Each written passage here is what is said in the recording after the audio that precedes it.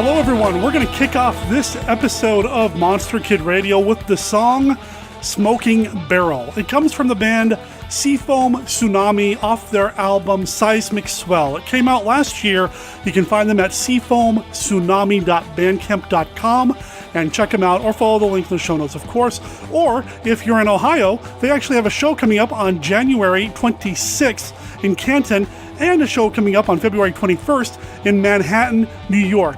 Seaform Tsunami is based out of Akron, Ohio, and they gave us permission to play their music here on Monster Kid Radio, the podcast devoted to the classic and sometimes not so classic genre cinema of yesteryear. I'm your writer, host, producer, Derek M. Cook. You might also call me your procrastinator, because this week we are not talking about Dark Shadows per se, at least not the big TV series episode that I've been talking about for the past several weeks. There's a lot of work that needs to go into that, and I'm still working on it. I'm still making that happen. That's going to happen next week. Stay tuned for more information about what that's going to be like. And I've got a lot of feedback just sitting here. So you know what this episode is? This is an episode devoted to feedback. We have over an hour of listener feedback to get through here, and I'm not doing it by myself. I'm joined by my wife, Bren, and we have some special guests. If you've read the show notes, you know who they are. I'm not going to tell you here, though. You're going to have to keep listening, and you're going to find out who these people are in a moment. You know, right after this.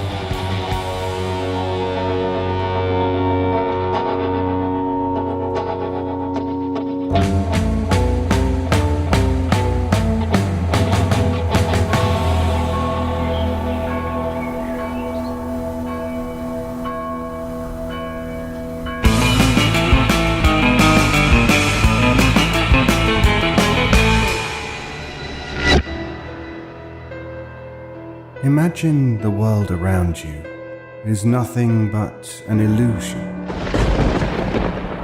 Creatures of legend wage endless wars between shadow and light, but you never see it.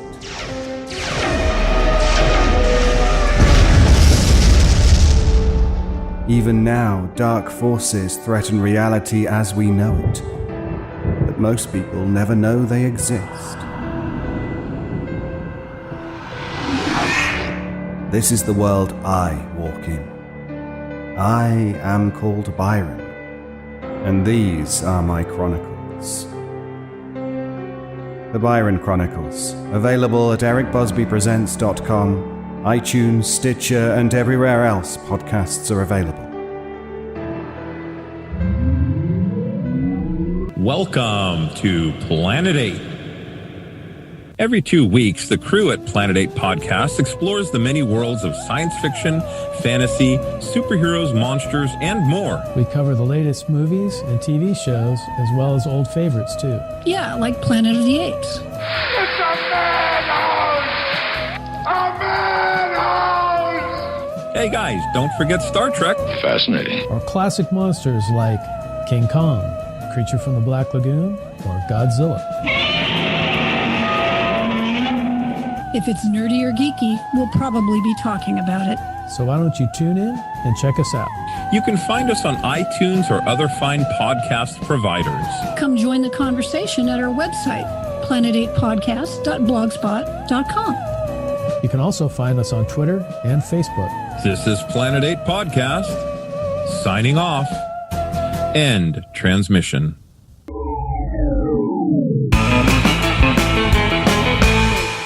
Hey Derek, Steve Sullivan here, calling to talk about House of Dark Shadows.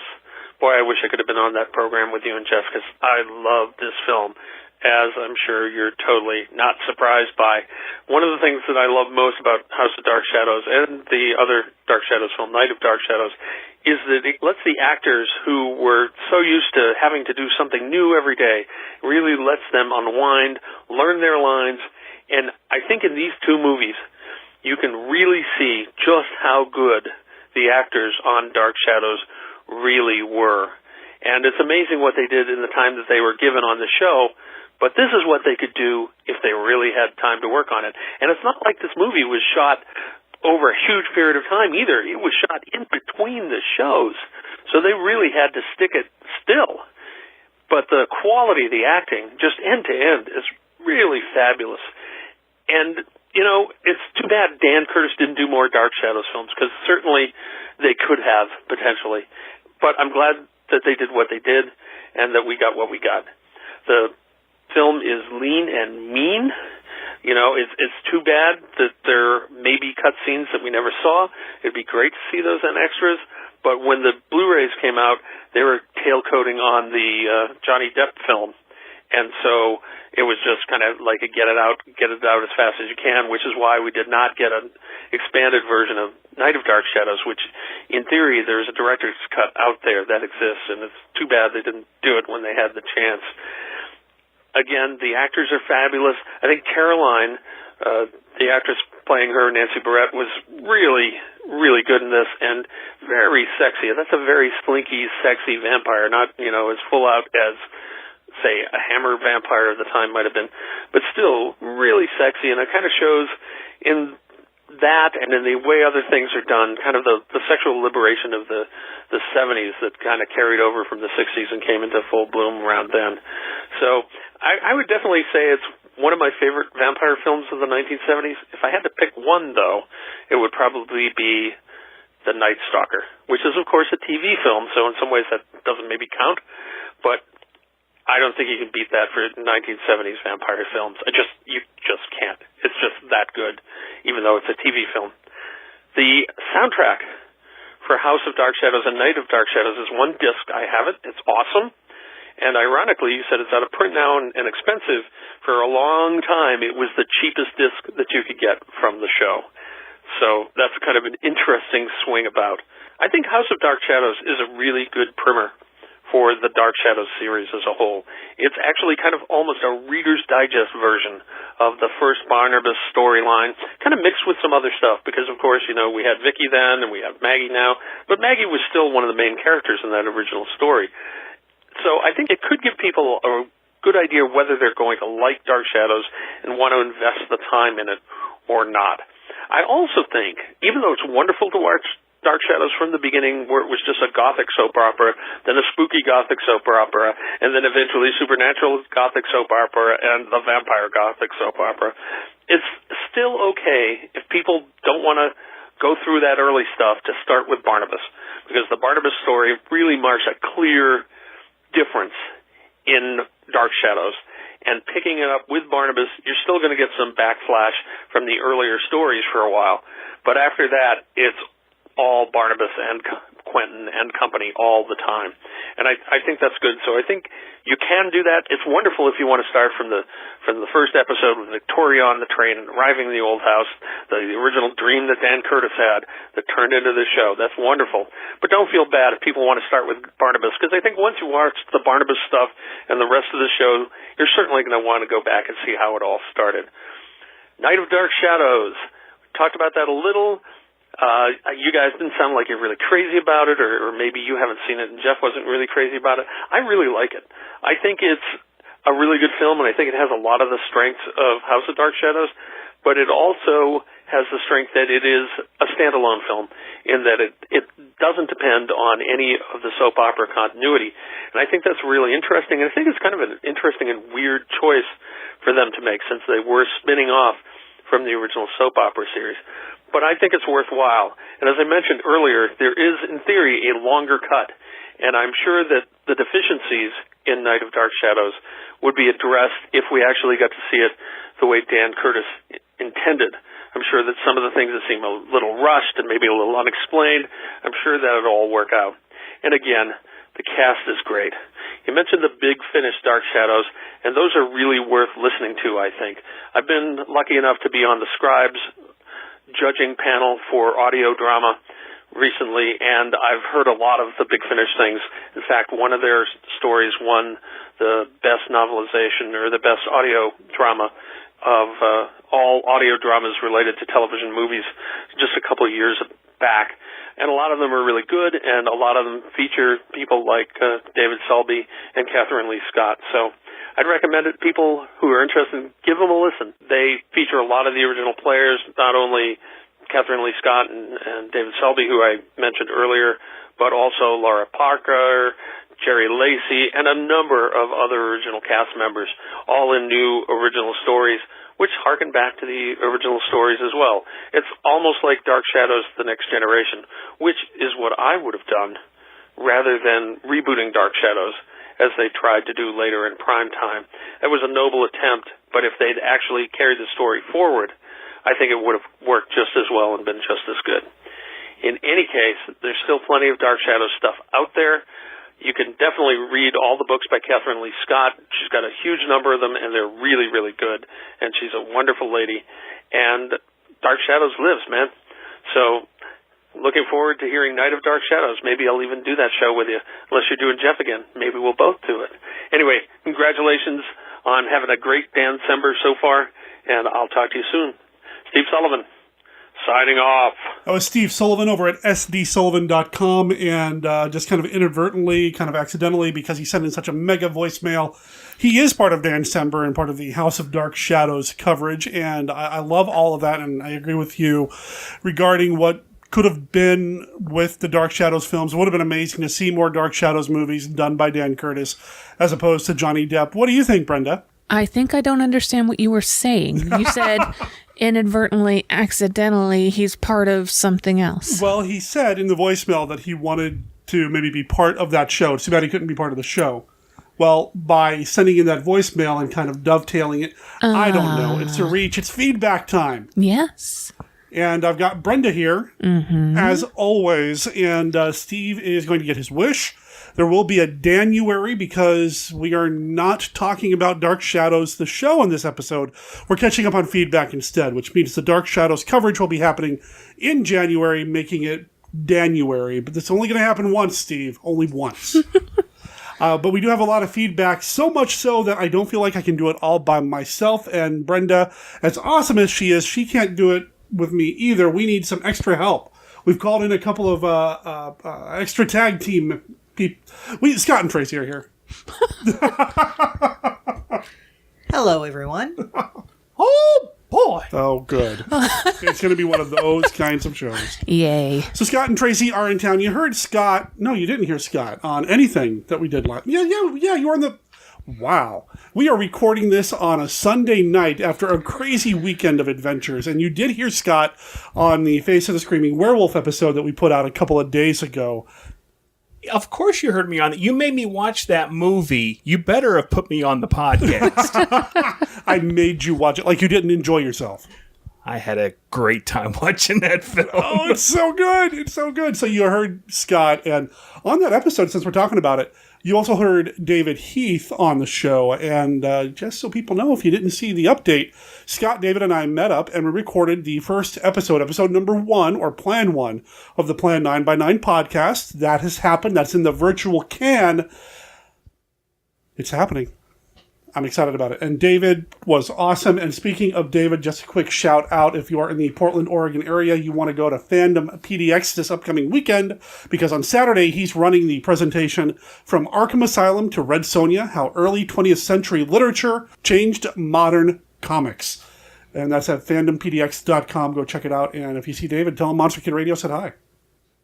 Anyway, we're here for feedback. Why don't we do some more feedback? We've got a bunch of emails. Why don't we knock some of those out? Hi, Derek. Hi. Wishing you and Brenda a happy holiday. Your podcast continues to be an inspiration. It is a shining star during this golden age of podcasting. Congratulations on your 400 episodes and wishing you many more. All the best, Kurt F., a fan since episode 1. You hear that? I'm a shining star. I need some hip boots here. I was going to say, Kurt is a Monster Kid Radio hipster. Oh, he liked it from the beginning. I liked Monster Kid Radio before it was cool. So, wait a minute. Was there a period where MKR wasn't cool? Before I was on it. Oh. I have to agree with that one. Oh, come on now. Come on now. Well, except for the episodes that I was on. That's true. Yeah, That's the exception. And Tracy. What about me? Am I the token not so cool kid? Oh, No. No. You're the token Tracy. Yes. The token Tracy. Does that work somehow? Tracy. I'll take it as a compliment. There you go. Every podcast needs a Tracy. Well, we had Tracy on to do Wasp Woman, and what was the other thing we did? That's what I was going to say. Was it 50-Foot Woman? Yeah, it was 50-Foot Woman. Attack of the and 50-Foot Woman? we did War of the Worlds. This could be the beginning of the end for the human race. For what men first thought were meteors or the often ridiculed flying saucers are in reality the flaming vanguard of the invasion from Mars. Looks like they're gonna come out of that gully pretty soon. We'll have to rush our defenses to be ready when they do. Going to need plenty of reinforcements. We'll get them. Lieutenant, look! They slash across country like scythes, wiping out everything that's trying to get away from them. That explains why communication is cut the moment their machines begin moving. Montreal's blacked out. Nothing more's come through. Same thing that happened on the Pacific coast. Anything from them yet? No, Mr. Secretary. We've had nothing from San Francisco for over 5 hours. The nations of the world mobilize their armed might, rushing to defend the Earth against the unknown weapons of the super race from the Red Planet. Is there nothing that can stop the Martian death machines? Guns, tanks, bombs. They're like toys against them. We know now that we can't beat their machine. We've got to beat them. All over the world, human beings cower before the onslaught of these unearthly enemies, whom no one has ever seen. Panic that sweeps around the globe as the great masses of mankind flee blindly in a headlong stampede of hysteria.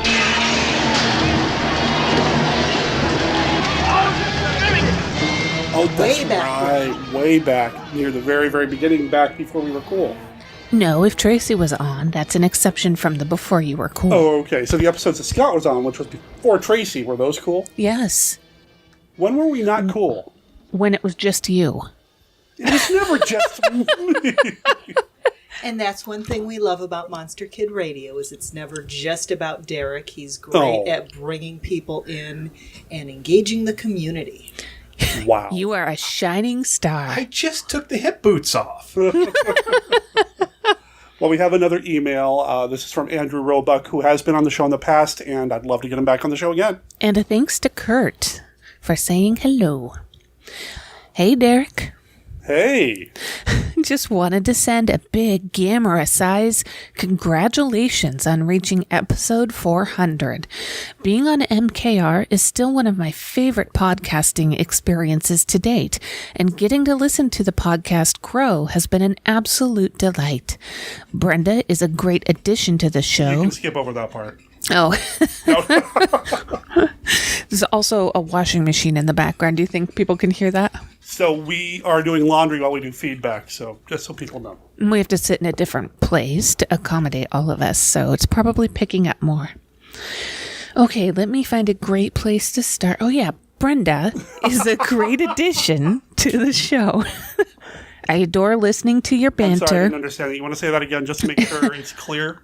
Brenda, me, is a great addition to the show. I adore listening to your banter and discussions. Big ups to the famous monsters of Filmland and Weird Wednesday segments as well. They've helped enhance what was already a wonderful podcast. I just wanted to throw in a thank you for your hours of entertainment and friendship. Cheers, Andrew. I love the extra segments that are coming in when Ken sends in the famous monster stuff. I'm stoked. And Jeff's Weird Wednesday stuff, he just started doing that without even telling me. It was just pretty cool. Pretty amazing. He was not at Weird Wednesday for Face of the Screaming Werewolf. Jeff, you missed out. Scott's just giggling over. For certain generous allowances of missed out. Oh, come on. It was fun. If Jeff didn't want to meet the Scott Morris, I mean, come on. And it's his loss. Exactly. That's what I'm saying. Well, Andrew, we are going to have him back on the show in the near future. There's some more Gamera films. Pounding across the motion picture screen comes the most terrifying monster of them all. Gamera, the Invincible. Gamera, the super monster that even the H-bomb cannot destroy. Gamera, the Invincible. Attention, everyone! Take cover! Gamera, consuming raw atomic power.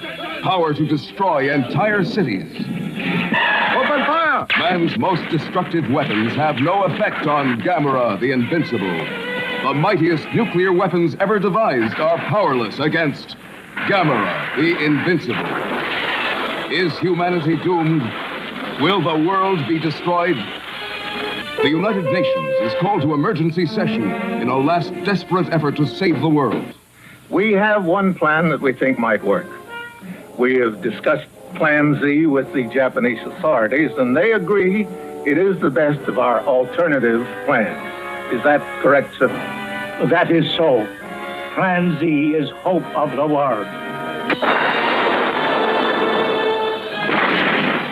A cast of thousands at the mercy of the most terrifying monster that ever lived. Brian Donlevy as General Arnold. Is beyond comprehension. He must be stopped now. Albert Decker as the Secretary of Defense. Will Plan Z stop Gamera? Gamera, the Invincible. So Scott and Tracy actually know a lot about Gamera because it's been covered on Mystery Science Theater 3000 quite a bit, right? Have all of them been on MST3K? I know at least 4 because they put out a box set not too long ago. Did you experience Gamera through MST3K first, or did you know about Gamera beforehand? Oh, no, I knew. This is for both of you. I knew about Gamera beforehand. I mean, Sammy Terry featured some Gamera films. That makes sense. I know I had seen monster movies, the Japanese monster movies, before MST3K. I couldn't tell you specifically if Gamera was one of the characters I'd ever seen. Okay. But I was aware of the general genre. Have you gone back to watch Gamera straight since MST3K? I have not. I have watched a couple. Is he full of turtle meat? Of course he is. Brent, you've watched some MST3K. Mm-hmm. You said that you liked it actually when you watched it, and we've got a handful of it here. You remember watching Gamera at all? No. The Flying Turtle? No, but I never, when I was younger... Wednesday has not watched Gamera either. I bet she'd like Mothra, though. Trying to chase Mothra. Yeah. She is a cat who watches TV. She does. Intently. You were saying about Gamera. Oh, that I watched MST3K when I was younger as more for the MST3K jokes than for the movie itself. Gotcha. Okay. Well, it sounds like we're going to be watching Gamera together at some point in the very near future. Anyway. Awesome. Thanks for running in, man. Appreciate it. We've got a long email here. You want to do this? You want to do another voicemail? Whatever you get, you're running the show. What do you want to do Wednesday? I want to look at the Christmas tree. Okay, why don't we do the email? Hey, Brenda and Derek and Monster Cats. Hey. Hello. Hey. There we go. I really hope that picked up. I just wanted to shoot you some thoughts on a couple of shows. First up, Dan Curtis's Dracula. This was a fun episode that made me go watch the movie after listening. I enjoyed Jack Palance's take on the Count. Did I get that right? I think so. It is pronounced Jack. That switch from welcoming host to captor you mentioned is indeed effective. Next, House of Dark Shadows. I can remember as a kid watching Dark Shadows with my cousins when my family visited them in the summers. Barnabas was the draw because as kids we weren't that interested in the drama stuff. Just give us vampires. The discussion of this movie and subsequent talk of the series made me want to revisit. So it goes into the ever-growing queue. It could be true, you know. There could actually be a man named Barnabas Collins, and he could actually be a real vampire. House of Dark Shadows from MGM. See how the vampires do it. Rated GP, all ages, parental guidance. Horror of Dracula. I'm a bit reluctant to admit I've never seen this one. Please don't send super brain whips my way. Okay. But after listening to this episode, I have moved it up in my Amazon wish list right after The Black Cat and the Vampire Bat.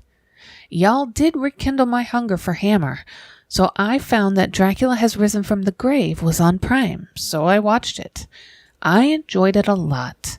Though Cushingless, it was a great film. I really dug the focus on Dracula's mesmerism and the sensuality of the film. That is often watered down in non-Hammer movies. The protagonists were solid. I felt for the priest, whom was turned, and his struggle. It was fun to see Michael Ripper, too. No coffin could ever hold him.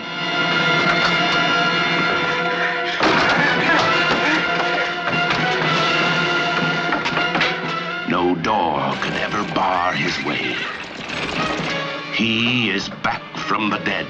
Count Dracula is alive.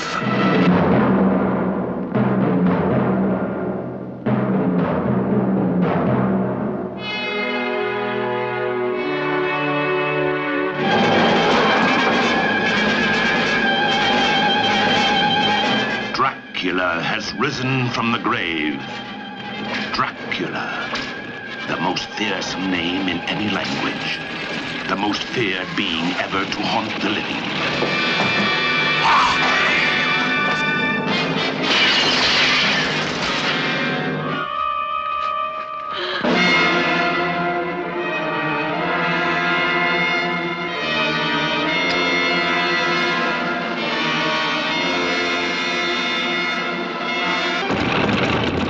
There is a girl. Maria? Bring her to me. During the hours of darkness, she must never be left alone. Bring her to me!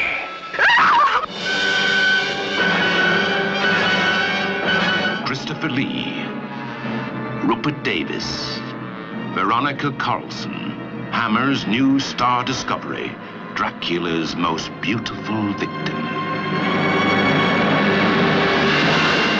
Dracula has risen from the grave. To resist him is useless. To rise against him is futile.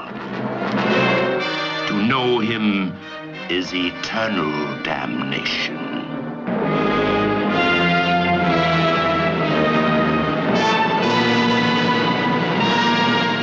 Dracula has risen from the grave.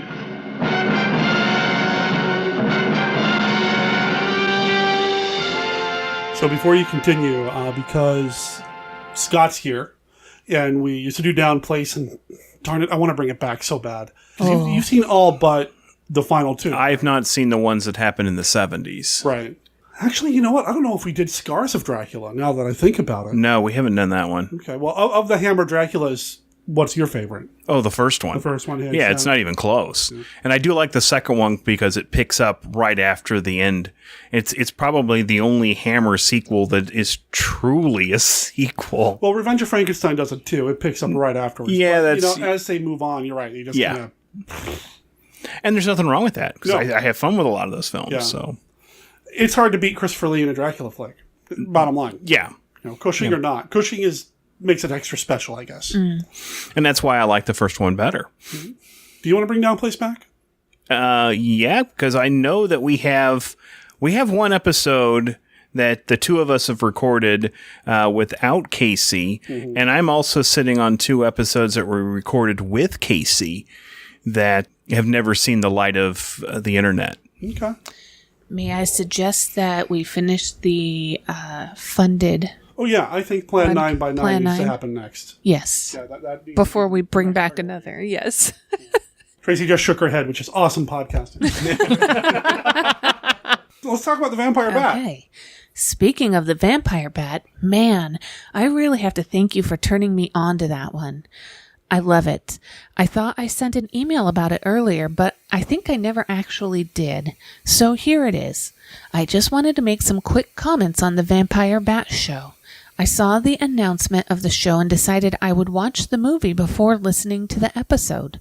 I had not seen this one before, and frankly had passed it over because it looked so bland. But once again, thanks to MKR, I discovered a gem. So much so that I watched it again after the episode. That's fantastic. This is a super movie. The acting is super solid. Paul is absolutely correct. The camera loves Fay Wray. She is intriguing in this film. Lionel Atwill is the... Lionel Atwill is fast... That's never going to get old. It's Lionel Atwill. Yeah, the train tycoon. Right, yeah. The guy who... No. Mr. Atwill is fast becoming a favorite of mine. I would say I like him in Mystery of the Wax Museum best, but he's fantastic in the film, too. Just sinister enough. Thank you, Paul, for pointing out the Dr. Neiman connections. Very intriguing. I want to see that backstory. I like Melvin Douglas's role in this. I think he did a super job as well. It was a joy to see Dwight Fry. Blood loofah. What a cool monster. I like the plot twist that there's no vampire bat or vampire for that matter, but a deadly, dangerous lump of tissue in a vat. Watch out! Does he just roll his vat towards you? No, not. You'll have to watch the movie. Okay. I thought it was... And listeners, you just heard her say okay, which means she's going to watch the vampire bat. You heard that. Everybody heard that. Okay. That happened. I got witnesses. She was acknowledging that one has to watch the movie in order to have the question answered. Actually, you don't know how this is going to sound in the edit. I was accepting the fact that I will never know. The vampire bat's actually really good. The acting is awesome. I thought it was a neat change of pace and a bold choice for the time period. I still feel the lack of a fancy monster has damaged the film's reputation, though. The ending of the film is a bit bizarre and rather abrupt. I didn't catch the joke at the end on the first view, but totally got it on the second. It is really jarring and out of place and kind of weird. Up the stairs Aunt Gert goes, and roll credits. Jarring. I thought of a much better ending. Bang, bang. Carl enters the lab to find Emil on the floor, and Neiman flopped into the vat with the, quote, monster, end quote. He rushes Ruth out. The shot switches back to the lab. The camera focuses on the vat as the sound of a heartbeat is heard.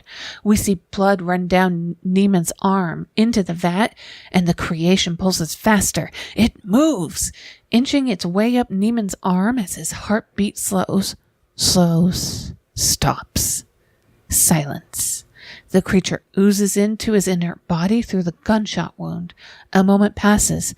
Then we hear a weak heartbeat. It grows louder, stronger, and Neiman begins to move. He rises slowly and stumbles. He straightens as the camera swings around to his face. Wide-eyed, he stares and moves into and past the camera.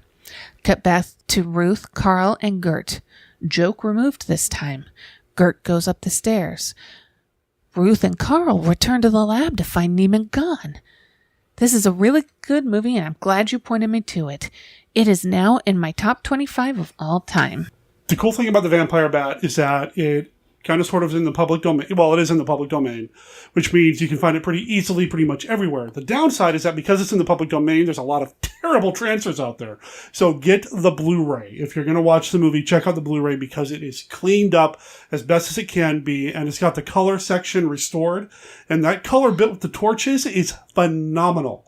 I love the Dr. Neiman connection, and if House of Frankenstein was in the public domain and you can do anything you wanted to with that Dr. Neiman character, I think it'd be a fun story to write. The two Neimans, especially since they have the connection in the form of the screenwriter on both films. It's just awesome. Paul was the man for suggesting that film. And I love your little breakdown there too, which means you need to write that, man. Just saying. And if this film is in the public domain, it would be perfectly appropriate and capable. And allowable and thing. sellable. Yes. Make yourself a buck or two. Yes. Because I'll buy it. Blood loofah. Maybe not call it Blood Loofah. Or maybe do, and then we create an Etsy shop to sell. Bloody loofahs. Oh, well, yeah. not bloody loofahs. No, the loofahs that have red soap in them.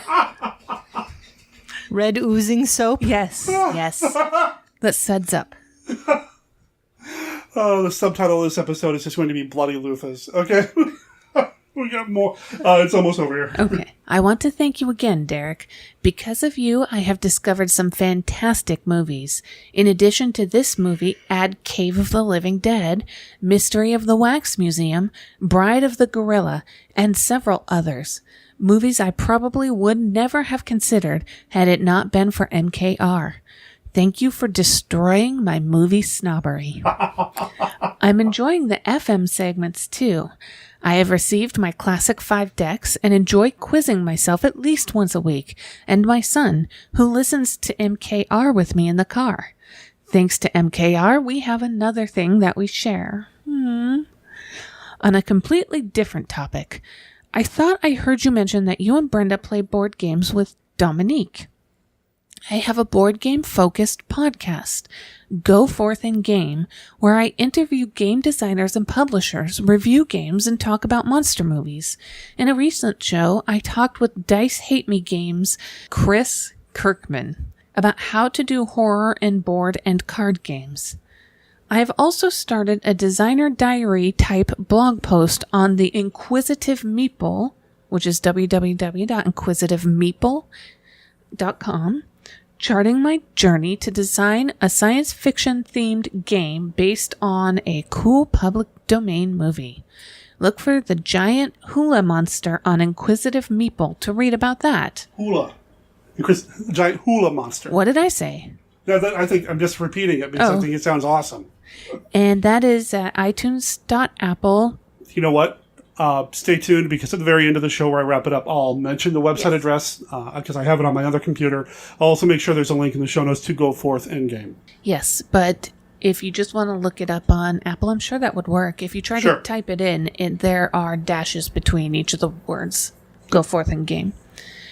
Thank you, Brenda, for being part of the show on and off the air. Aww.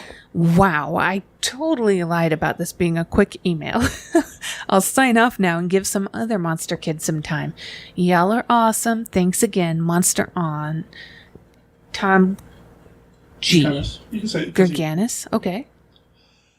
So what were the three movies that he mentioned there at the top? Cave of the Living Dead and what else? Mystery of the Wax Museum, Bride of the Gorilla. So the three titles. I know you haven't seen them. No. Scott and Tracy, are you familiar with any of these movies? Again, wonderful podcasting. People are shaking their I'm just calling them out because they're my friends. So. I've heard the title Bride of the Gorilla, but have not seen it, and the other two don't ring a bell. Okay. So just kind of impromptu popping this on all three of you, or dropping this on all three of you. I'll start with Tracy. Of the three, if you had to pick one that you had to watch, gun to head, which one would it be? From title only, I'm kind of interested in Mystery of the Wax Museum. Okay. Scott? Now, see, that gives me a Night at the Museum vibe, so that would not be my choice. It would be Bride of the Gorilla, because gorilla. Brenda?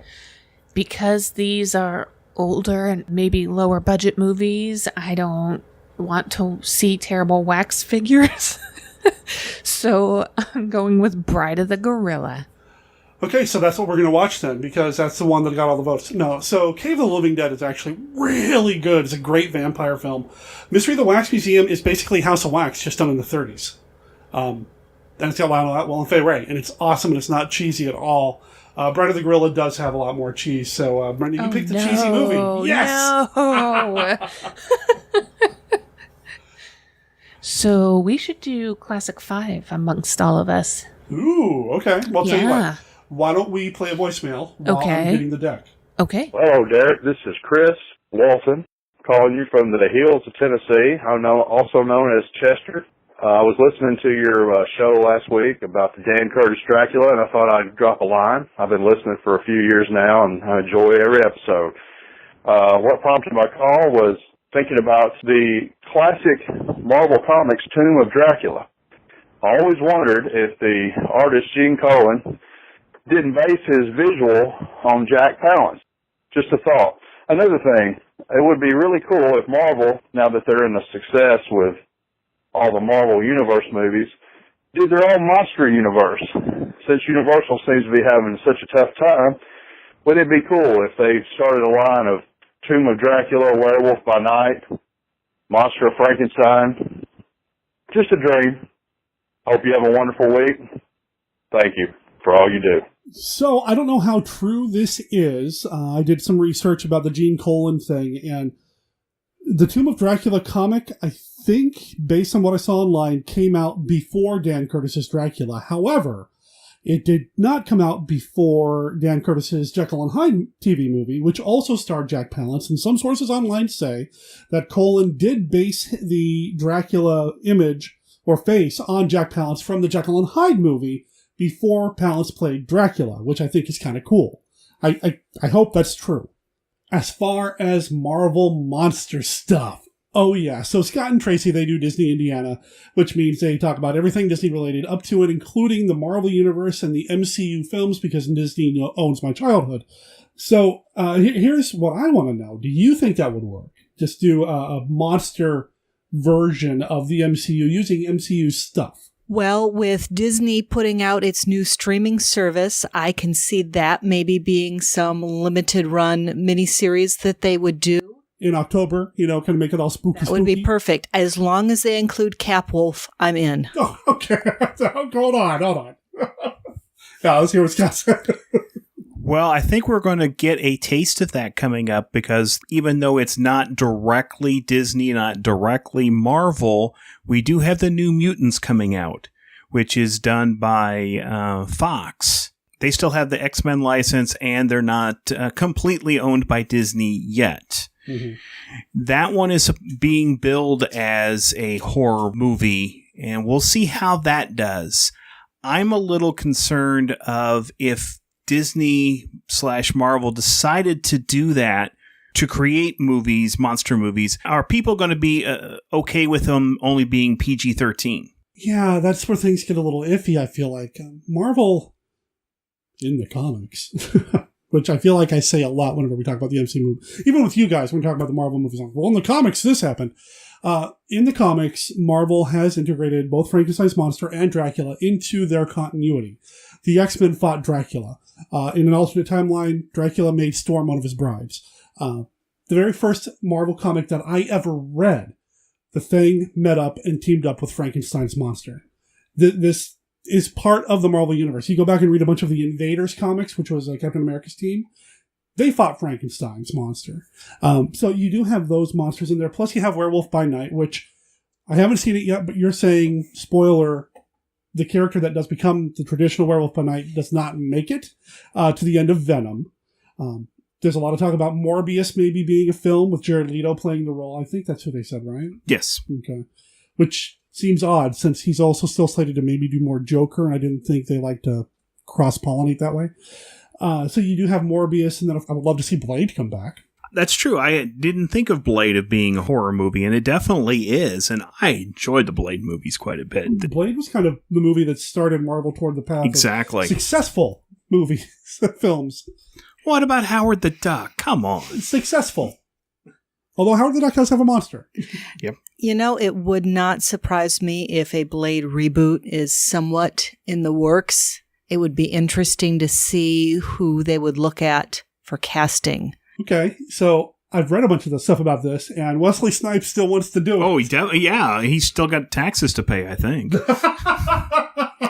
So would he be the role of a mentor? I don't know what he looks like these days, but... He could be in the Chris Christopherson role. Why not just have... Could he play Blade? Could he play the character still? Would it be weird to bring him back and then kind of reboot and try to forget the previous three films? Yeah, I think it would be better if you brought him in as a mentor role or just completely redo the character. There was a TV show. Did you ever watch the TV show? I never watched the TV show. So the guy they had playing Blade in that was a rapper called Sticky Fingers. I'm not kidding. Probably not bring him in. No. Well, Michael B. Jordan is available. His character in the MCU was killed off. True, but one of the things that Marvel is really good at is bringing in people that we don't know. A lot of people probably knew Michael B. Jordan, but still his biggest role at that time was Creed. Right. I mean, Robert Downey Jr. was a big name. Right. But most of the MCU, most of the people in there, they're now known for the MCU. It's hard to really pick a lot of things that they had done before they became MCU actors. I feel like, and no offense, but Robert Downey Jr. was kind of damaged goods. when Disney, or when Marvel, he wasn't part of Disney yet, picked him up and then kind of did what they did. And Downey's journey is amazing just by himself as a guy. He lived Iron Man. He lived Tony Stark. Basically. And then the other big guys, Chris Hemsworth, Chris Evans. They had careers, obviously, but they weren't the names. Mark Ruffalo, maybe Scarlett Johansson may have had the biggest. But anyway, I don't know who they'd pick. Huh. So would you focus it around Blade and make vampires the thing if you were to do it? Yeah, I think I would. And I'm really kind of sold on the idea of bringing in Wesley Snipes as a mentor in like the Chris Christopherson role as a tribute to him of what he's done. I would not want to just go in and ignore him totally. Okay. I agree. That seems fair. Would you have it be its own bubble apart from the MCU and everything else? Or would you maybe have some tenuous links to Civil War and Infinity War and Homecoming and all these other projects? I would like to see him and maybe start off in a small bubble, but include characters like Ghost Rider and Venom, and more of the scarier characters would show up. Oh, Ghost Rider would be a perfect They already had a Ghost link Rider, in. though, right? Because of Agents of S.H.I.E.L.D., there was... Right. Yeah. I'd love to have Robbie Reyes come in with Blade. The Ghost Rider who doesn't ride anything. Oh, come on. The Hell Charger is awesome. I'm sure it is, but he's not riding it. He's driving it. Ghost Rider needs a motorcycle, man. He's not Ghost Driver. He's Ghost Rider. Ghost Driver doesn't sound nearly as cool. You're absolutely right. Well, okay, so speaking of S.H.I.E.L.D. then, I haven't watched it. I keep meaning to go back and watch the season that the Darkhold turned up in. That's kind of spooky, scary stuff, right? That would be another interesting hook into the supernatural. Yeah, but the Darkhold's only in, about half of that season? It doesn't get referenced too much in the second half. But that's also where Robbie Reyes is in. Right. And it is my favorite season of Agents of S.H.I.E.L.D. because I love the character of Robbie Reyes. I know the issues that people have. He's not a Ghost Rider, but still, the character in the Agents of S.H.I.E.L.D. TV show is really cool. I want to make this a bigger thing, so I think we'll go ahead and move on and talk about something maybe Brenda can join us on because she's playing. Anyway. That's okay. But I would love to pursue maybe having listeners create their own dream Marvel monster universe, I guess you'd call it. And who would be in it? What characters would you involve? I personally would want to see Hellstorm, Son of Satan. How scary! I mean, that's it. I mean, that's the thing. And then Brother Voodoo, I'd love to see come in.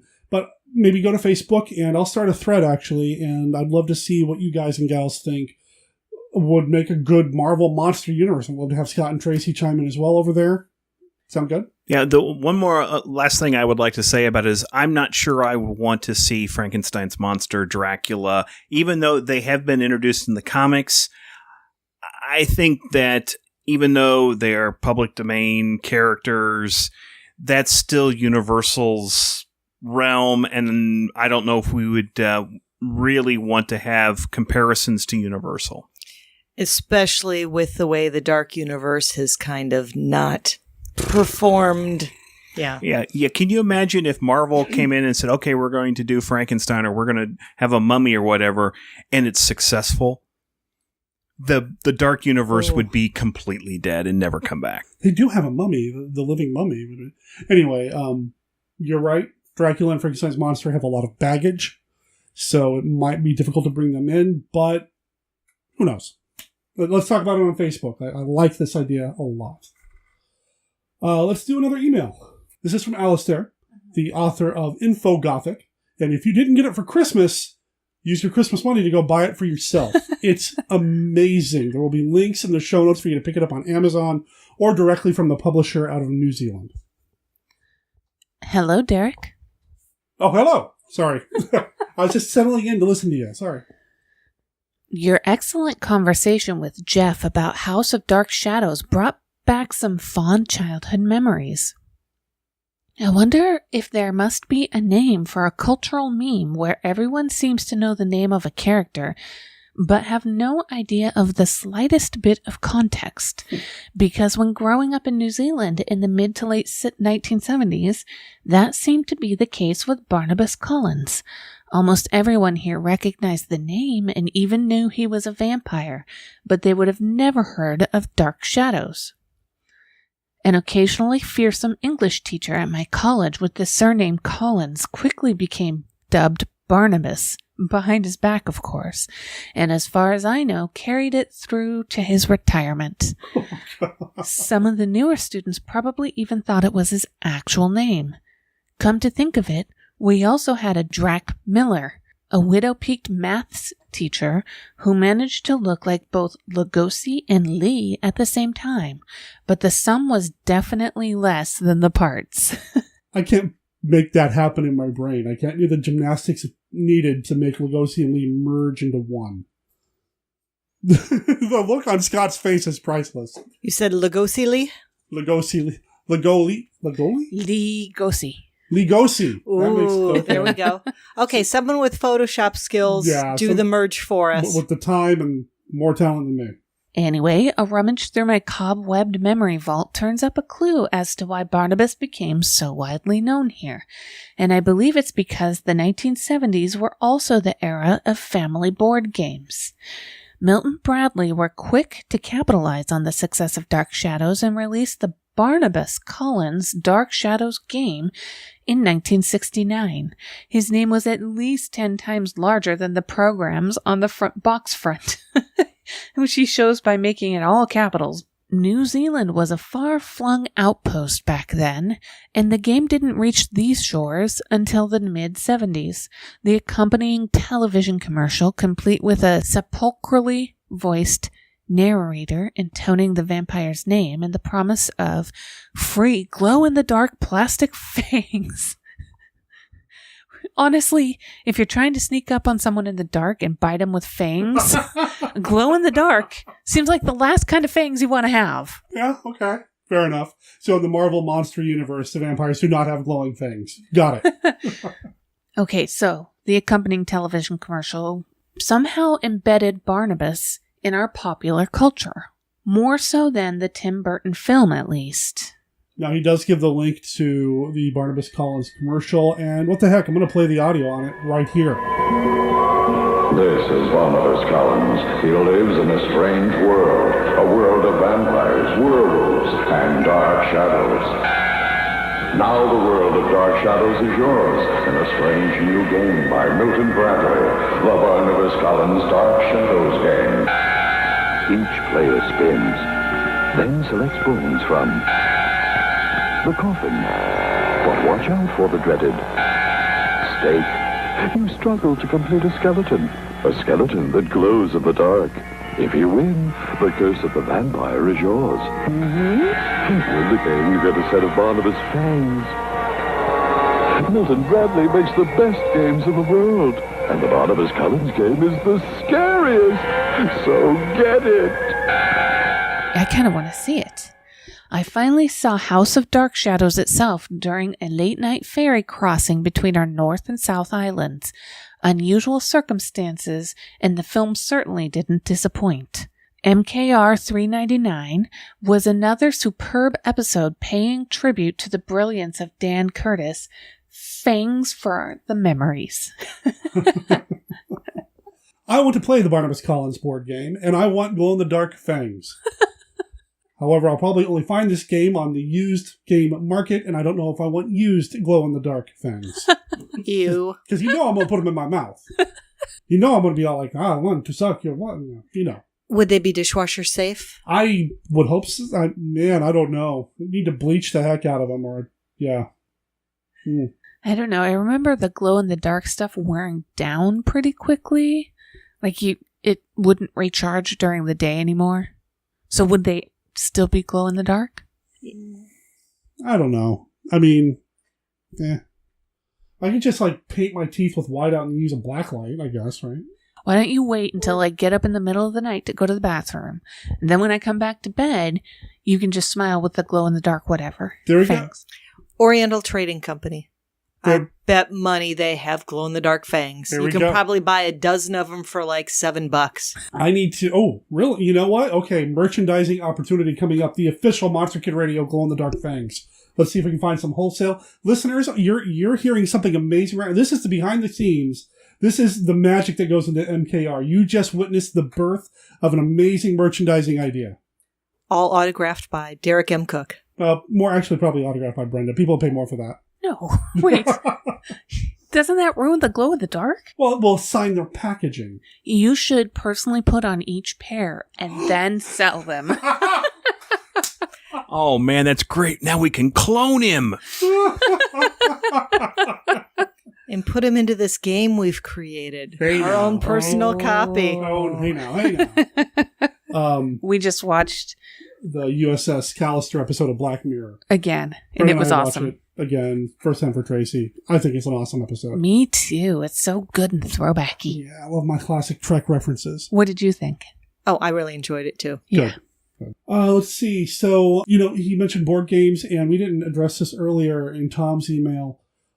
We've only been to Dominique's once to play board games. Oh, that's right. And we played, what was it? It was one of the Lovecraft games. Arkham Asylum? Something. Yeah. It takes a long time, and I felt really bad because I really wanted to play that game because we weren't able to figure it out ourselves. And it turns out we weren't able to figure it out ourselves because it's a really complicated gameplay. Is there a market for games that are really difficult to play and require a ton of setup and a lot of configuring of what you do in between actually playing the game? There are some people to whom that appeals. I am not one of them. No. We've had a couple of games that we purchased either through Kickstarter or just randomly, and they're so difficult to play because of everything you have to set up and everything you have to do in between and turns and who does what when, that it just sucks all the fun out of it for me. Yeah. It can be tough, but I bet this Barnabas game is pretty easy to learn. It's a board game. Use some dice and I'm good to go, right? Or a spinner maybe even. And glow-in-the-dark plastic things. Well, yeah. It's a given. Al, thanks for writing in, man. And again, listeners, Infogothic, check it out. It's awesome. We really plug Infogothic, huh? Well, it's just very gorgeous. It really is. If nothing else, listeners, go to what are we looking at? Oh, listen to this. Scott is getting ready to buy it. He's not even waiting for me to make the MKR link. He's just going to buy it straight out, and I think it's great. Do it. There's even a YouTube video that I created kind of promoting it as well. So go to the Monster Kid Radio YouTube page, type in Infogothic, and you'll find it. Is that the one that goes really fast, though? Yeah, it's got to be trying to be all promotion-y. Yeah, but then you don't get to enjoy the beautiful graphics. Which means you have to buy the book. Or just hit pause at just the right time. Sound marketing there, Derek. That's right. It's called a tease. You understand? The Monster Kid Radio seal of approval. All right, next email. Season's greetings. I was very pleased to hear your discussion of Dan Curtis's Dracula. I had one question, and please forgive me if you covered this subject during the podcast and I just zoned out, thus missing it. I watched this movie on TV when it first aired as a teenager way back when. A memory ingrained in my memory is a scene where Dracula brings home a baby in a burlap sack as some sort of meal for his brides. He tosses it to them rather matter-of-factly. I have watched the movie a few times since, and the scene is not present. Do I have a false memory, or has the scene been clipped as being too morbid or something like that? Your response would be greatly appreciated. Keep them coming, Paul D. I don't remember seeing that in the version that I watched. Do you think it got clipped? Well, it was a TV movie. Oh, so it wouldn't have been. Oh, man, I don't know. Is there... Steve Sullivan, he's the guy who covered it with me, and he knows a lot more about this than I do, so maybe he knows, but I have no idea. I'm going to Google Dracula throwing baby in burlap sack because it's then hit image and see what comes up. It's entirely... Turn safe search on first. I just think it's entirely possible you could watch that in something else and merge it together.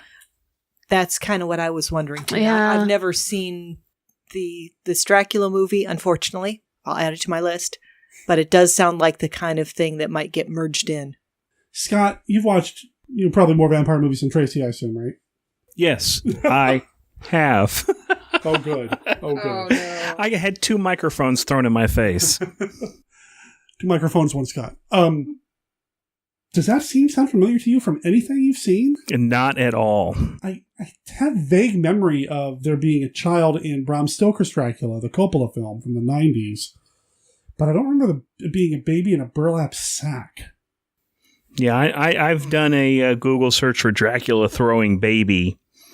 And which needs to be the name of like a game, a flash game or something. Yes. Developer games on Xbox. And there seems to be a Hotel Transylvania clip where he's throwing a baby. Probably not what you've confused with the TV movie from the 70s. I can't imagine an Adam Sandler voiced animated film features. Oof.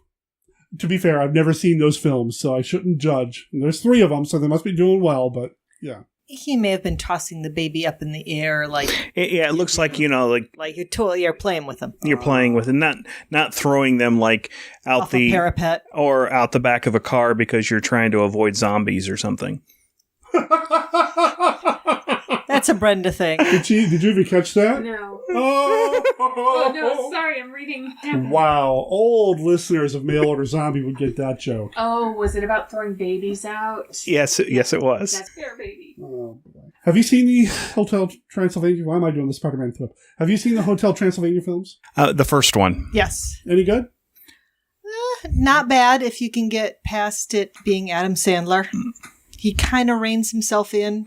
Yeah, he's not too bad, but I have not seen the second one or the third one. We were going to a drive-in, and it was part of a double feature, and we were there to see the other movie, which I can't remember what it was. You know me pretty well. Would I like it? I don't think so. Okay. Although, like I said in previous episodes, I think it's great that there are 3 of them, which means that Dracula, Frankenstein's monsters, and all that are in the pop culture on some level, and that's fantastic. Oh, yeah. They even turned up as like a theme week on a Food Network challenge show, which is so cool that turned up. So yeah, you would have to like Adam Sandler in his normal cast of idiots that he does movies with, because they're all voices in this series. Okay. Did you actually find Dracula throwing a burlap baby? What I found was a comment that I feel like maybe is made up. Something on the internet is made up? As had been said, it's probably a carryover from the actual novel in which the brides don't make the trip. Having any of the brides pop up in London would be unnecessarily crowd the narrative, etc., etc. Somebody said the 3 brides each had their own hobbies. Let's call them Flopsy, Mopsy, and Topsy. Flopsy became bored with building miniature ships in bottles and took up carving little coffins for bugs. Mopsy collected babies in a burlap sack. Topsy just crossed off the days on a calendar. Okay. Somebody needs to make that animated feature, because I'd watch the heck out of that. As long as Adam Sandler doesn't voice one of the 3 brides. What is that from? What's that comment from? Classic Horror Film Board, Tapatalk. Yeah, the Classic Horror Film Board. They're the guys that co-sponsor the Rondos. Oh. It's a great message board. I don't get too involved over there. I wish I had more time. Actually, maybe I should make that a point next year. Yeah, but that just seems to be a comment, not really a... definitive, this is the thing. Right. Yeah. I've listened to a full cast recording of Dracula, and I don't remember from the novel burlap babies in burlap bags. Well, that's a band name. Let's throw this out to the listeners. Anybody got any ideas on this? Is it something that you've seen, either a Dan Curtis production or something else? I'd love to hear about it. monsterkidradio@gmail.com or the voicemail number that I'll talk about at the end of the show. Yes, let us help this person figure out where this interesting memory came from of a baby in a burlap sack being tossed matter-of-factly to the brides. So we have one more voicemail, and I remember I do have another email. So let's play a voicemail, the last voicemail. Okay, thank you, Paul. Hi, Derek and Monster Kid Radio. This is Mike Herman. And I wanted to share my thoughts on the Dan Curtis Dracula film, which I hadn't seen before. It's one of the thrills of Monster Kid Radio, kind of expanding my horror film catalog. You know, it's always a thrill to see a new Dracula. Like so many other Monster Kids, that's kind of my main monster, and I just love seeing all the different takes on it. I thought this one was pretty interesting. I don't think it's quite as good as some of the other Dracula films coming out of the 70s, but that was a phenomenal decade for Dracula. I think the Langella Dracula is a lot better. I think the Herzog Nosferatu is stellar too. But it's a pretty solid film, and I think the best thing about it is kind of how it gives you a taste of the original Stoker novel from the great Richard Matheson. Bram Stoker's Dracula is a pretty hard novel to adapt because Dracula himself, he's gone for a pretty large portion of it. And I think what Matheson did pretty well, especially in the beginning of the film, is give you a little flavor of what Stoker was trying to do. You get a lot of the beginning of the novel. It's pretty faithfully adapted, the parts with Jonathan Harker. And I think that's one of the strengths of the film, that it is Jonathan Harker, played by Murray Brown. I looked at his filmography, and he didn't seem to do quite a bit. It looked like a lot of genre work, but I thought he was really excellent in the film, because that's a character that I think is hard to do successful, because he's kind of naive to the point of being a little unbelievable in some other adaptions of Dracula that have him go as the real return to Castle Dracula. The big thing about the film is obviously Palance. You know, he's kind of the draw, I think, even more so than Curtis or Matheson. He's, you know, because he's such a presence. The thing about Jack Palance is he's such a scary guy, and whatever he is, it's kind of hard to say if what he's bringing to the character of Dracula. There's another great film called, I believe, Alone in the Dark. It's kind of an 80s slasher film with Jack Palance as a villain. Comparing it to this version of Dracula, it's pretty similar. You know, the heavy breathing, the kind of death stare. He was really a character, one of a kind of actor. So I kind of dig it, bringing it to Dracula. I think Palance, kind of creepiness of just his persona, I think fits well with the kind of animal depiction of Dracula, you know, the kind of pure, kind of animal, the kind of negative, kind of sexual connotations of the character.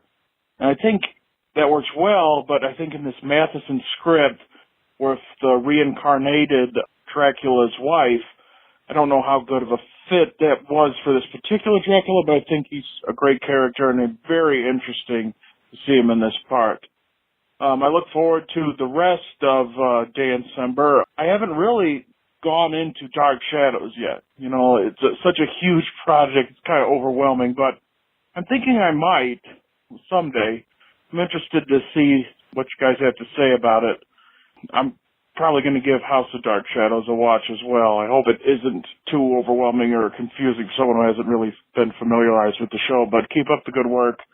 I love when Steven's on the show. He's great, and happy holidays to everyone in the Monster Kid world. Yeah, House of Dark Shadows you can definitely watch without having a lot of experience with Dark Shadows. Check it out, but I mean, the original Dark Shadows is so cool as well. And actually, I forgot to ask you guys when it came up earlier. You're Tim Burton fans. Did you watch the Tim Burton Dark Shadows? Yes. And? I wish I hadn't. Oh. Wow. It's terrible. Okay. Okay. Tracy? Yeah, I agree. It's not that good. I would much rather, and I will make a confession here. I have never seen Dark Shadows, but even I could tell that it was not a faithful adaptation. Okay. What did you not like about it? The level of humor. What I've always heard about Dark Shadows is it's never been a comedy. And they tried to shoehorn comedy into this movie. And I like Johnny Depp as Captain Jack Sparrow. He is trying to do Barnabas as Captain Jack Sparrow. Okay. I would agree with that. The comedy just seemed very misplaced. And we know Tim Burton can do comedy. We've got Beetlejuice. But yeah, this was and we know Tim Burton miss. can't do serious movies because he's got Planet of the Apes. Wow. Okay, then. Tell us how you really feel, Scott. See, I haven't seen that Dark Shadows, and maybe I will eventually.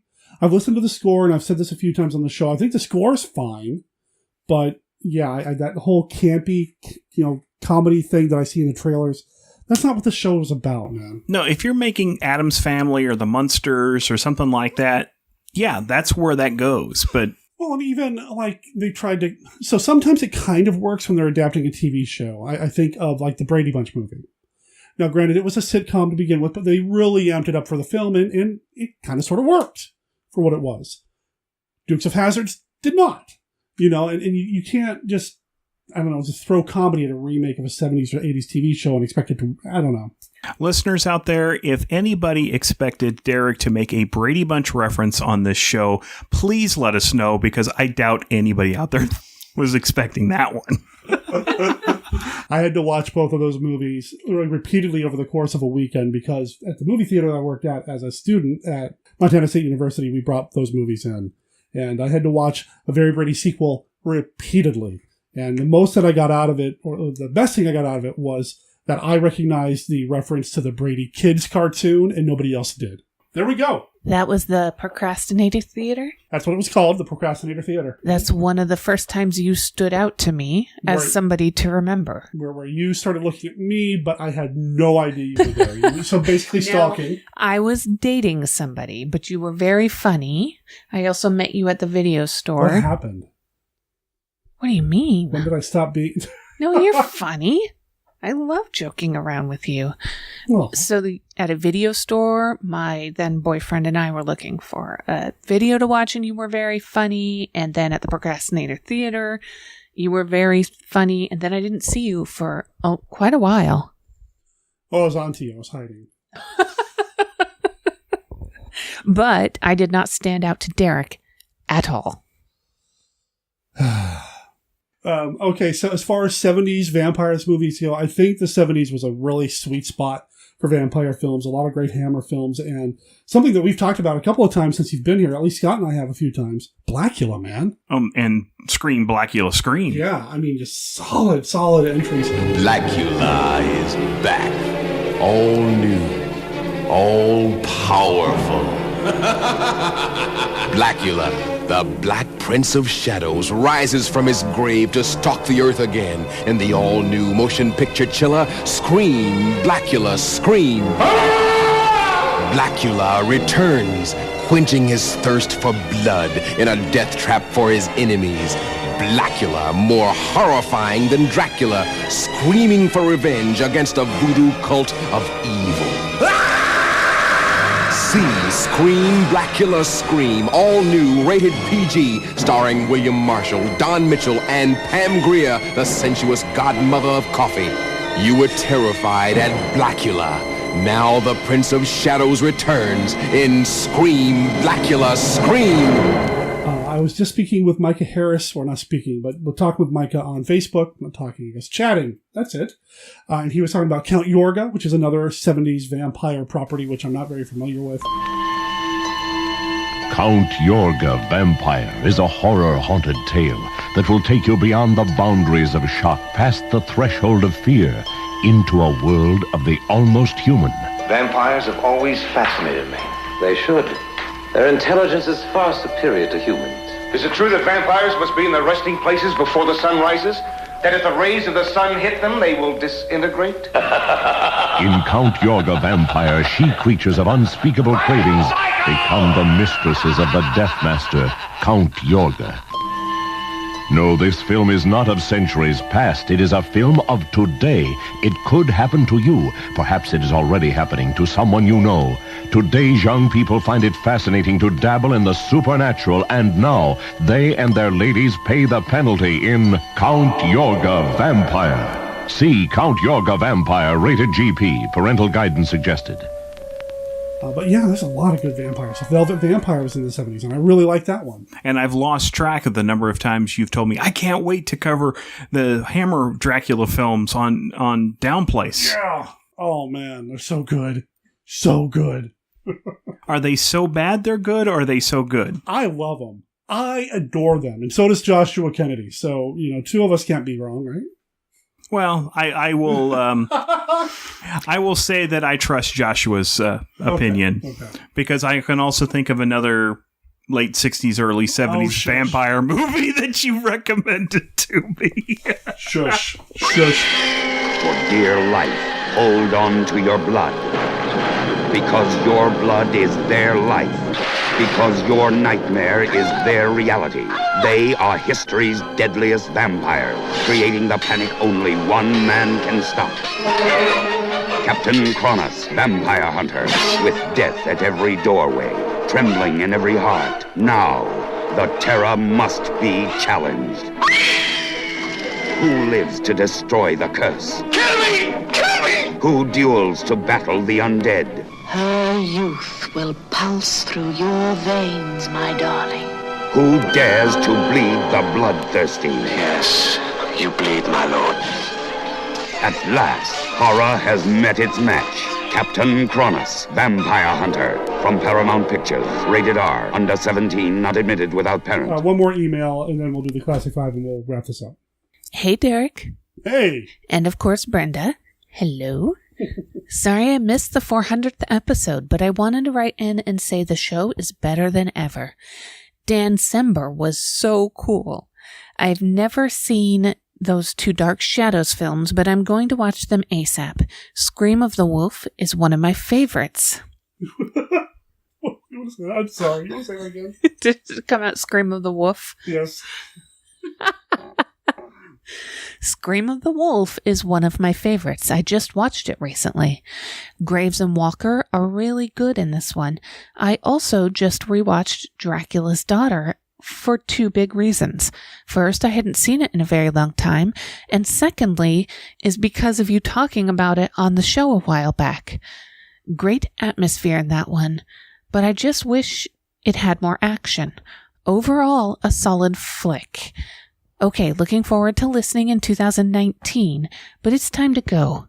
Billy Dunleavy signing off. So everybody around me is laughing while I'm trying to read. Is it because I said Scream of the Wolf? No. Okay. No, it has nothing to do with you. I just wanted to say that I, too, just watched Dracula's Daughter for two big reasons. I was watching Elvira. Oh. Yep, you went there. Oh. And he's a Disney podcaster. Yes. So I want to watch Dracula's Daughter with Brenda. I think you would really enjoy it. That is a movie that Jim Beard and I covered a while back. And Jim, good guy, going to have him on the show next year. Would love to talk about that. But let's see, what else did he say? The Dark Shadows stuff. Check out the films. I'd love to hear what you think about it. I really would. I think we should keep the Dan Sember January thing going. Oh, that's right, because we are going into January. We are going into January. And next year there will be another Dan Sember that will be just the 4 weeks in December. What are these three buttons under here? One says, glad you enjoyed it. The other says, cool, I'll check it out. And the third says, thanks. Gmail has started giving you default responses. I'm going to say, glad you enjoyed it. It won't send the email. Yeah, it just fills the email with, glad you enjoyed it. No. Oh, and you press it multiple times. You didn't say anything except glad you enjoyed it. He'll hear the episode. All right. It is getting late. We've been recording for at least an hour now, and Scott and Tracy are going to turn into a pumpkin. No, the carriage will turn into a pumpkin. We are recording this on New Year's Eve. Yes. And we have plans for tomorrow night, so... New Year's Adam. Okay, it is New Year's Adam. So yeah, we need to start wrapping things up, and I love the idea of playing the Classic 5. Okay. I'm going to have Brenda be the reader because she won't know all the answers. That's right. All right, peoples. Okay, card number 1. What color is it? Maybe green? It's really hard to tell. Or gray? It looks like it might be the core It's deck. a core deck, yes. Okay, starting with Scott. What Boris Karloff role could/should have been played by Bela Lugosi? Well, I'm not going to say the obvious one because it actually was. What Karloff role could have been played by Lugosi? I can't think of any that should have because I like Karloff quite a bit. I'm having a hard time with this one because I would have liked to have seen Lugosi do some of the later stuff that Karloff did, mainly because that meant Lugosi was around longer. I mean, he could have easily have played, and I've mentioned this film on the show before, but Targets.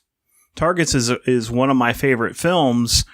Boris Karloff playing an aging horror star, and I think Lugosi could have done that as well, but that would have meant he would have been around longer. Which is another movie that I think you might like, Brian. Okay. Yeah, I think Brenda would like Targets. Targets is a solid film, and I think it'd be fun to see what he would bring to the role, Mm-hmm. Can I have Karloff and Lugosi switch roles in Black Cat? Sure. See what they would have brought to each of those roles that would have made it a different film. No, I'm just imagining it because the Black Cat is so perfect as it is. It is. I will not argue that. And I love Lugosi playing against type, but he does have that switch at the end where he's going just as dark. That would be fun to see Karloff portray that, and then obviously having Lugosi as the villain the whole time, as the creepy host at the castle, which he was good at as Dracula. Yeah, I like it. My other thought was Lugosi narrating The Grinch Stole Christmas. Yes! How cool would that have been? For me, I would love to see him. I think it might be fun to see him do the role of Dr. Neiman from House of Frankenstein, which is the role that Karloff came back to play in the Frankenstein films. Just because Lugosi was good at playing the mad scientist type, and it would have been interesting to see him play a doctor that has power, like real power and control over Frankenstein's monster, as opposed to what he does later as Dracula and Abbott and Costello Meet Frankenstein. Okay, this is from the Monster Bash exclusive deck. Who has been your favorite celebrity guest to meet at Monster Bash? Didn't you do this already, Scott, and say me? Yes, I did. Okay. Sure.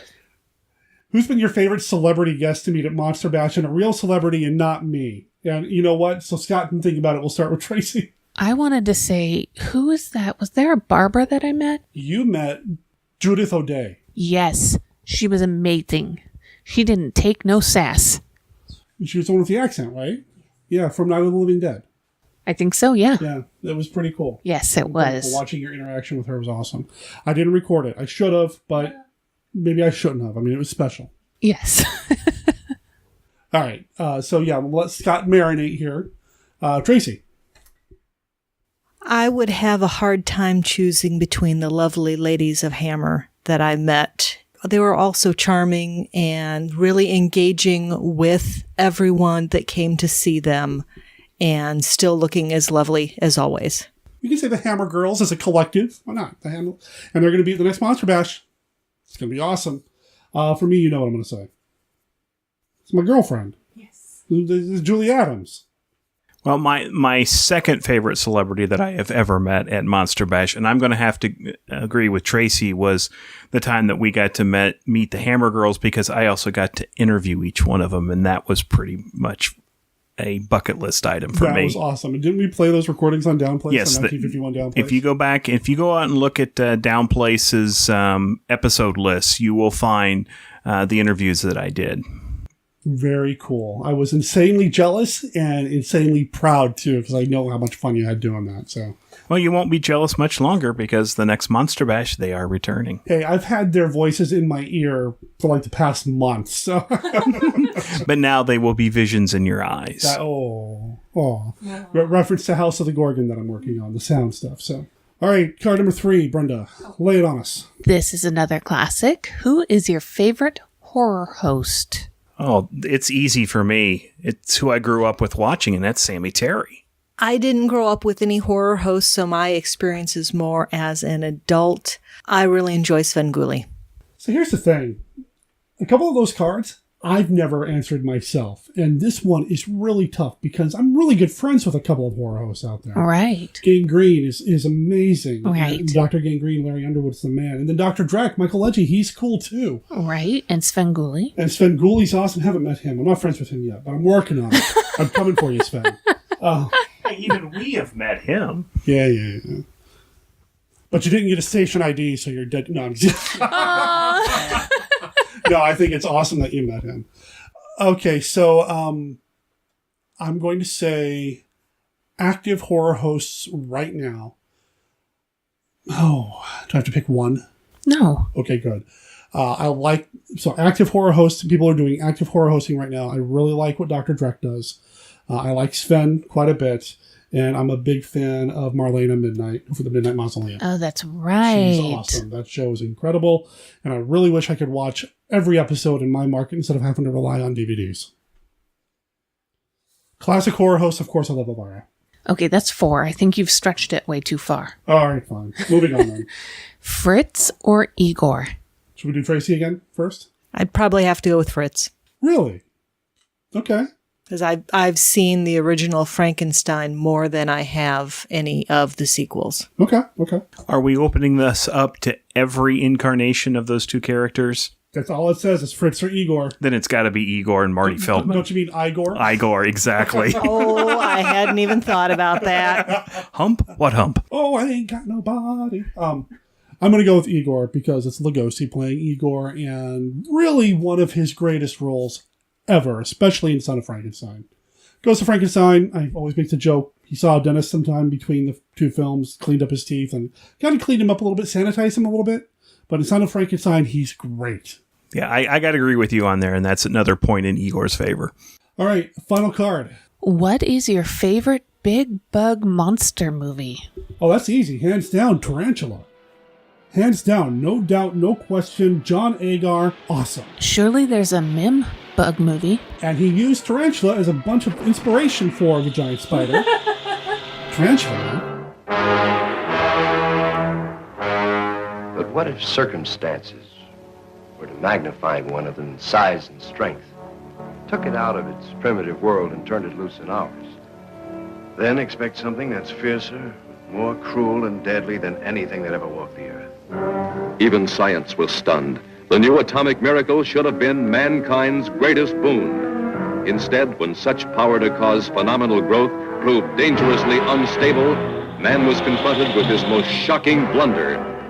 The isotope triggered our nutrient into a nightmare. A blunder that transformed a tiny insect into the 100-foot spider that was now ravaging the panic-stricken countryside.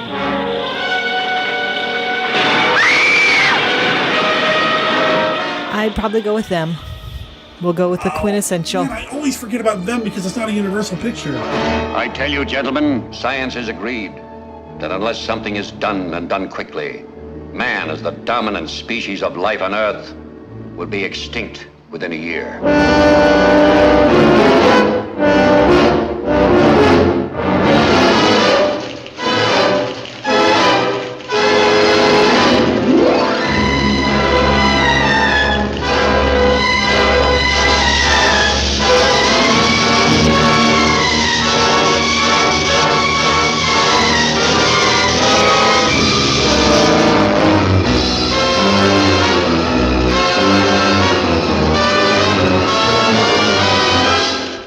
Of the President of the United States, stay in your homes. I repeat, stay in your homes.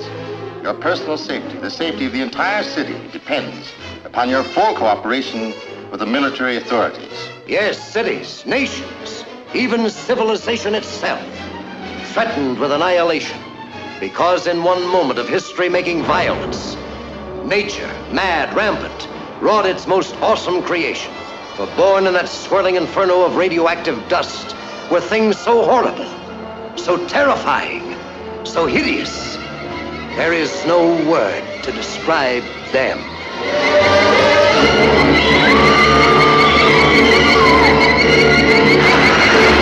We may be witnesses to a biblical prophecy come true, and there shall be destruction and darkness come up in creation, and the beast shall reign over the earth. Yes, the earth, the skies above and the seas below, infested by swarms of nightmare creatures, crueler, deadlier than the armored giants of prehistoric eras. Here is a wild, headlong flight into terror, as the desert erupts with the grim battle for survival. Here is a fear-frenzied moment of suspense, as mankind totters before a thing that multiplies faster than it can be killed. Here is a desperate plunge into the black depths of the earth, where human courage challenges the brute force, the slashing jaws, the poison fangs that guard the subterranean nest, where the beast spawns its terrible progeny. To all units, condition red. Drain 267 is the target area. Repeat, condition red. Drain 267 is the target area. It's got to be the beginning of the end. Bird-Eye Gordon, Peter Graves, giant cicadas that attack Chicago, or at least they crawl over postcards that look like Chicago. That scene is just burned into my mind of the cicadas attacking on a postcard. Courtesy of MST3K? I had seen it long before MST3K. We may be witnessing the beginning of an era that'll mean the complete annihilation of man. Annihilation? The beginning of the end. A menace so massive, so overwhelming, that thousands upon thousands are propelled into senseless terror.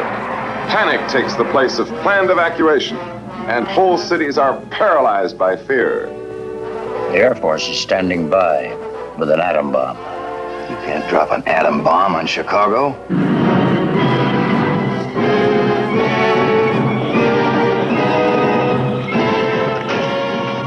They actually used this when the Sci-Fi Channel got MST3K. They played it twice in a row, one in the Eastern time zone, one in the Western time zone, and they had people that, I can't remember if it was through Twitter or what, but basically live riff it, and they had the tweets running across the bottom of the screen. Oh, wow.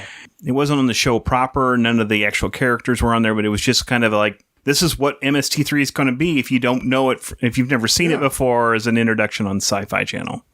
Okay, and it's a good film, and Peter Graves, we know him from Mission Impossible and all that, but he did some great monster movies, man. Yep. He really, really did. Have you ever covered this one on the show? I have not. Does it sound as the one we want to do? I'd like to put a pin in that one if it's available. Sure. Yeah, sounds like a plan to me. Bird-Eye Gordon, you can't go wrong with Mr. Big. So yeah, definitely. I did do Tarantula with Larry, Dr. Gangrene, Larry Underwood, or as Brenda accidentally called him once, Larry Underwoman. And that just about broke Scott. Awesome. Tarantula has Mara Corday going for it too, which is kind of like my backup, if Julie's busy doing her hair or whatever. Just saying. And Clint Eastwood. He's not on my list, but he's there to drop thunder on the tarantula. Anyway, I have one bonus question and then we're going to wrap up. We just celebrated the holidays, just did Christmas, just did a bunch of Christmas gift giving, that sort of thing. Scott, what is the one thing that you got that you think Monster Kid Radio listeners would dig? Like monster related gift that you enjoy? Let's tell us about one. Monster Kid related.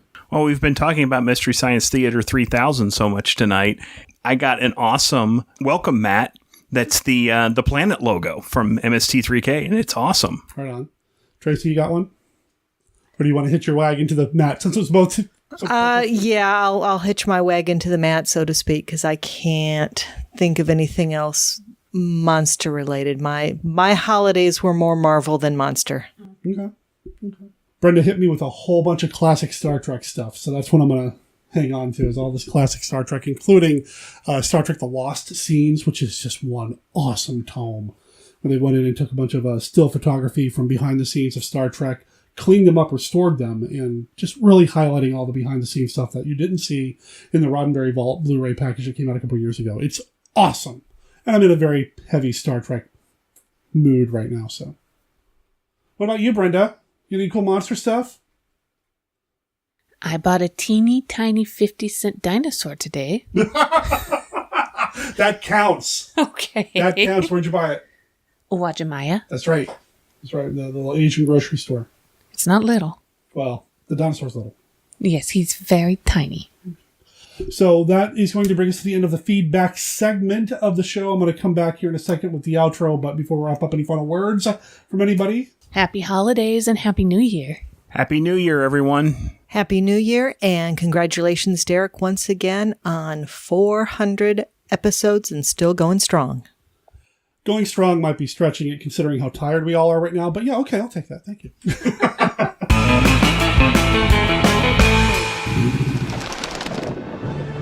I feel my search is nearing an end. At last, the collectible toy oasis. Hey, Henry. Hey, kid. What's it going to be? Indy or Han? Dr. Tongue's I Had That Shot, 7129 Northeast Fremont Street. Vintage goofiness from years gone by. Sci-fi and fantasy memorabilia. We specialize in things your mother threw away, and some she didn't. Dr. Tongue's Toys. Hammer Film Productions began in 1934, and after producing almost 200 films and television programs, the studio is still releasing and re-releasing new and classic film titles. 1951 Downplace is the podcast that brings you the story of the great Hammer films, one movie at a time. Here are your hosts, describing what Hammer means to them. First is Casey. Hammer means the beautiful and glamorous women of Hammer horror, the engaging storytelling, and amazing period films. Joining him is Derek. Hammer means the incredible work of actors like Peter Cushing, Christopher Lee, and even Michael Ripper. The gothic storytelling, the incredible music, and the set pieces. And finally, here's Scott. The man played 21 seasons in Major League Baseball, and for my money, he's still the home run king. This boy has a lot to learn. Join our hosts as they make their journey through the Hammer Films catalogue and discuss each film with critical opinion, historical facts, production notes, and other information about these classic films. 1951 Downplace can be found in iTunes or their website, www.1951downplace.com. I thought this podcast was about Hammer and Hank Aaron. 1951 Downplace, the home of Hammer Films discussion.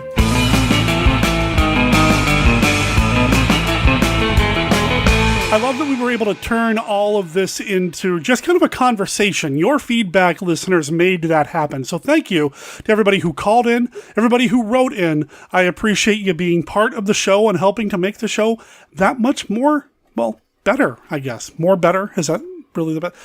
Whatever. It's been a treat to record with Scott and Tracy live and in person, and of course having Brenda along for the ride. She's my number one. Well, maybe I'm her co-pilot. Who's the sidekick? I think it doesn't matter. I just love recording with Brenda as well, and to have Wednesday pipe in every once in a while, that was kind of cool too, right? It sounded like it did get picked up, so bonus. Anyway, I know the sound quality wasn't 100% what we normally have here on the show, and that's because I got a new microphone for Christmas, and I'm still working out all the kinks and trying to finesse it so that everything sounds awesome. I think by itself it sounds great. The issue that I was having is we were trying to record 4 people on a 4-sided table in the middle of the living room with 3 microphones, 2 of which connected to one device, the other one connected to a laptop. So trying to make everything sync just right was a little bit of a challenge. If you made it this far, thank you for listening. If you want to be part of upcoming episodes by way of feedback, please feel free to give us a call at 503-479-5657. That's 503-479-5MKR. Now, important note, the voicemail line is through Google and they have a hard 3-minute limit. But you might be asking yourself, how did Steve call and leave a voicemail that runs over 6 minutes long? Well, he called more than once, and I just stitched them together in the edit to make it sound like one smooth, long voicemail. And if that's what you need to do, or that's what you want to do, feel free. I love editing audio. I'll make it happen. I make it sound like one smooth call. I'll also take out all your uhs and ums if you need me to. No problem there. Or you can send me an audio file or just a straight up old school email at monsterkidradio@gmail.com. Now, this is all available on our website at monsterkidradio.net. Go check that out. You'll find links to everything we talked about in the show notes, including the Go Forth and Game website and the episode that Tom mentioned. Go check that out as well. That's really cool. I asked Tom if he's got a promo that I can maybe play in future episodes. I think it'd be a lot of fun to kind of, promote some other shows as well. And, if you're a podcaster yourself, listeners, and you want to talk to me about what you got going on, maybe even send me a promo, I have no problem putting you into rotation here on Monster Kid Radio. And of course, we've got promos of our own over at monsterkidradio.net. Just go click the promos button. Everything is here that we have going on with Monster Kid Radio. Even links to our YouTube page, which is going to be resurrected, going to revive itself here in a few weeks. So stay tuned for that. And stay tuned for episode 401 proper. It is finally happening. Ladies and gentlemen, Dan Sember has turned into Danuary, and I can't wait to cap off our Dan Curtis series with a lot of talk about the original Dark Shadows TV show. as well as the revival and maybe even the film a little bit, and maybe even touch on the audio dramas. It's basically Dark Shadows time next week here on the show, so stay tuned for that. That, man, I gotta tell you, it's been fun just editing all those pieces together, and I think you're gonna dig the voice lineup, the lineup of voices that I have in store, on hand, on deck. They're here, and they're going to be there in 7 days, so stay tuned for that. Between now and then, though, remember that Monster Kid Radio is a registered service mark of Monster Kid Radio LLC. All original content of Monster Kid Radio by Monster Kid Radio LLC is licensed under a Creative Commons Attribution, Non-Commercial, No Derivatives 3.0 unported license. Of course, that doesn't apply to the music that we played at the beginning of the show, and I'm going to start up here in a second. That song is Smoking Barrel. It is from the band Seaform Tsunami, which you can find at seafoamtsunami.bandcamp.com. Check out their album, Seismic Swell. 10 tracks. They're all really cool. And they've got a couple of shows coming up. Like I said, January 26th in Canton, Ohio at Buzzbin Art and Music Shop. And February 21st in Manhattan at Arlene's Grocery. Go check them out. Drop by. Buy their album and let them know that Monster Kid Radio sent you. My name is Derek Kim Cook. I'll talk to everybody next week when we talk about Dark Shadows. Ciao.